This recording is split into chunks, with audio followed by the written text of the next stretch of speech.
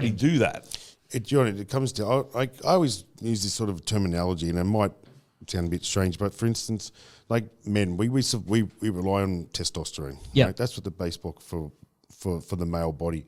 So, a lot of, suicide, depression, anxiety is based around that on men. As the older you get, you do start diminishing a bit, and there's all these, it's like this real taboo subject that you don't want to prescribe a steroid for a guy, even though it's the base block of what we're made of and it's what we rely on. You still go down, you can still buy a packet of cigarettes that'll kill you. You can still go and buy bottles of alcohol to the heart's content. It's all this other shit that you can substitute, but you can't get a shot of testosterone. That's been normal. It's been normal from day one. They worked out how to make money from it from day one. Mm-hmm. If roles were reversed, and they worked out, we can make money off this straight away, it'd be no stress. It'd be fine. Well, that's one of the real issues I think we're seeing with the mainstream adoption of marijuana in culture, right? Is that cigarette companies haven't been able to monopolize it yet. Mm-hmm. Cigarette companies haven't been able to control it yet, so they don't want it to be able to. They don't want another Marlboro coming up and only selling weed cigarettes because 10 years down the track they're going to sell way more of those as opposed to Marlboro Reds. I think what you said is right. It's control.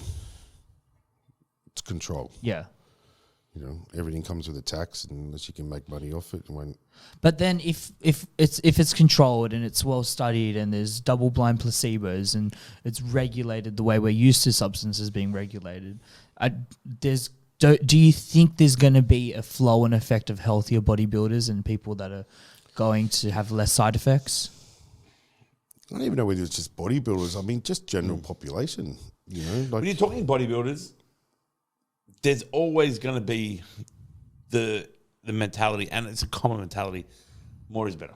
Yeah, of course. Right? But in terms of like Gen Pop, just the normal person walking around the street, they're the ones who are going to benefit more from it. Right.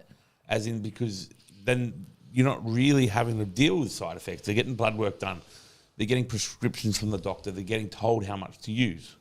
My father's 72 years old, and he still runs a martial arts studio. He still does pad work. He fights. He trains every day. My father is a pretty fit, healthy bloke. Looks pretty solid. Definitely compared to some of the other 72-year-old guys that I know, or even 60 up plus. I think if they had done what my father was doing and had access and done your bloods and did everything internally to keep up. To be able to look the age of, maybe between 50, I wouldn't say 40s. My dad looks quite healthy for his age, really, really fit. I think it adds lifespan to everything.